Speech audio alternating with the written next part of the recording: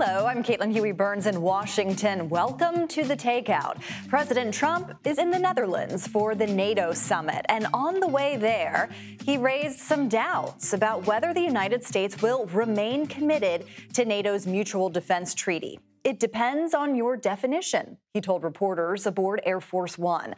But before leaving, he spoke candidly, quite candidly, actually, about events in the Middle East when it seemed like this morning Iran and Israel were violating the terms of a ceasefire. President Trump said this. We basically have two countries that have been fighting so long and so hard that they don't know what they're doing. That ceasefire on the rocks this morning now appears to be holding. Trump now arrives at NATO to pressure allies to pay their fair share for defense and to meet with world leaders on issues like the Russia-Ukraine war. All of this serves as a reminder of how the swirl of world events almost always follows an American president. Ed O'Keefe joins us now from the NATO summit in The Hague. Hey, Ed, great to see you. So a lot on the president's plate as he heads over there. Just tell us, what is exactly on the agenda for this NATO summit? Well, two big things. Iran, while America has been focused on it for much of this last several days, obviously the Middle East as well, and it's been front and center in so much of the American conversation. Here in Europe, closer to the conflict in Ukraine, that war remains the biggest, most urgent concern for most alliance members, and plans to expand the military might of the alliance in the coming years, as all of them are expected to help fulfill a long-held goal of President Trump to see these countries pay roughly 5% of their GDP in military-related costs, whether that's troops and tanks and aircraft and weaponry, but also the infrastructure that helps support it, seaports, bridges, things like that. He's been railing against NATO members who don't pay the minimum expectations, calling them delinquent years ago.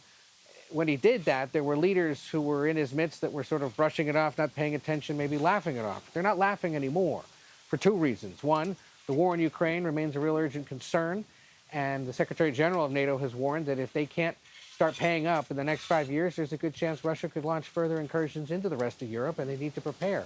The other is they now realize President Trump's around for another few years, and while they may have dismissed his talk in the past, they now need to take it far more seriously.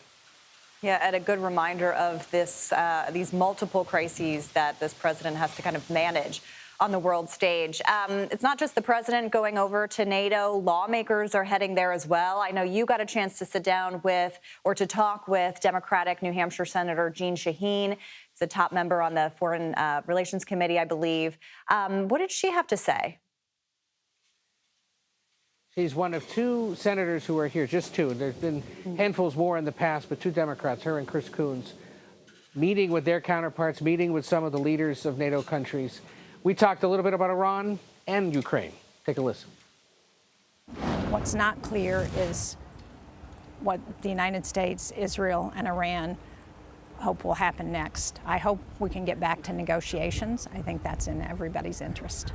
Just a few days ago, Putin was essentially saying Ukraine is ours, right?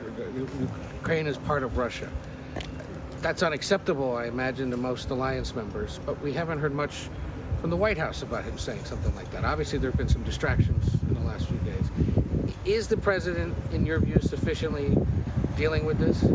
No, I would like to see the president be a lot stronger on Ukraine and a lot tougher with Vladimir Putin. I think Putin has been playing him.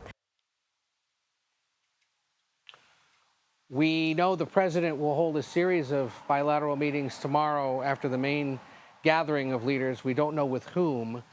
It would be notable either way, should he meet with President Zelensky or not. He's here. Of course, Ukraine is not a member of NATO. He's been meeting with other members. He was at the dinner tonight at the Dutch King and Queen's Palace that welcomed the alliance here to The Hague. But they didn't get a chance to meet last week at the G7, and we'll see if they catch up in person tomorrow. We shall see. And of course, as you mentioned, Iran still remains in the backdrop, even at NATO. Ed O'Keefe in the Netherlands, thank you very much for your time. Appreciate it.